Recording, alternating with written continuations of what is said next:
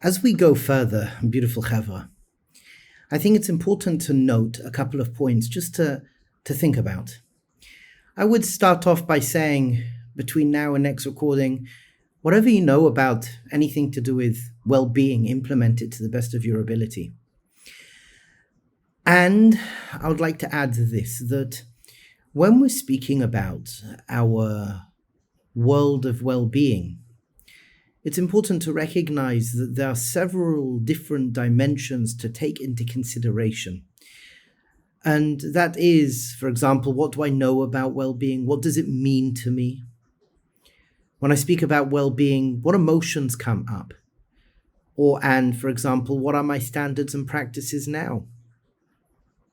When we speak about well-being, do I actually want to do something about it or not?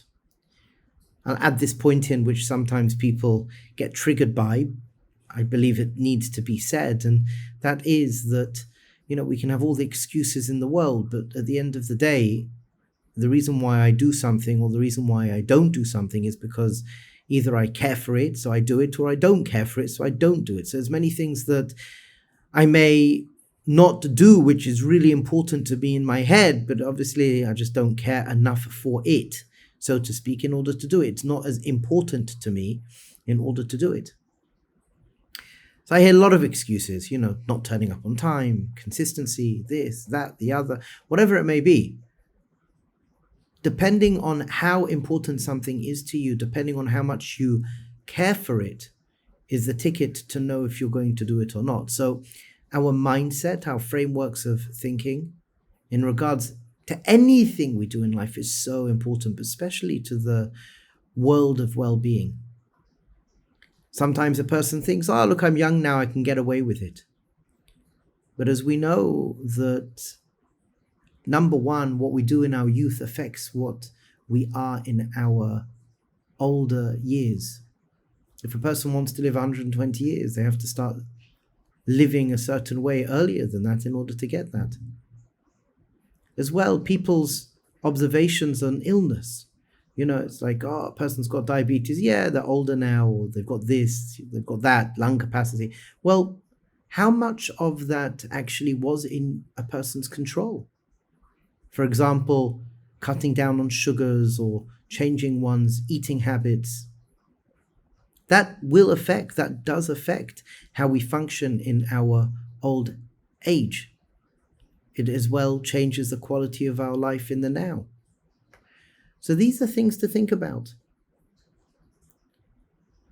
When a person, for example, does not sleep properly, research shows they age more rapidly.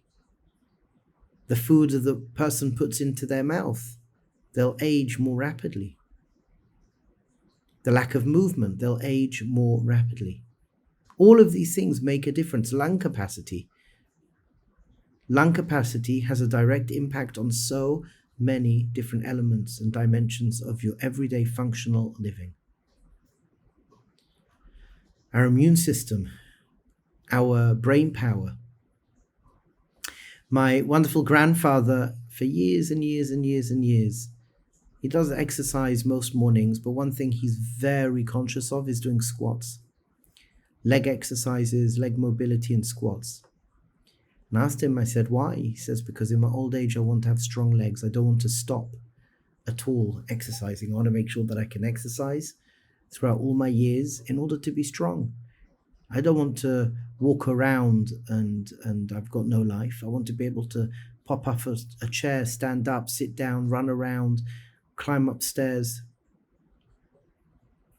And as well, the quality of our life now. So many people out there, they are suffering from anxiety and stress and depression, all weird and wonderful things.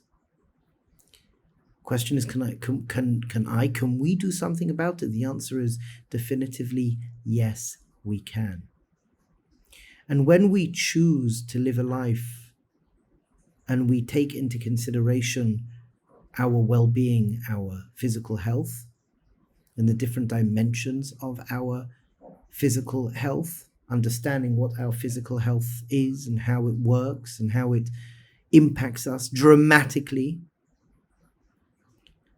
then hopefully we could be excited enough, or even if we're not excited enough, it could be important enough that each and every day I'm living a lifestyle which is increasing my longevity, it's increasing my quality of life in the now, increasing my immune system, developing who and what I am.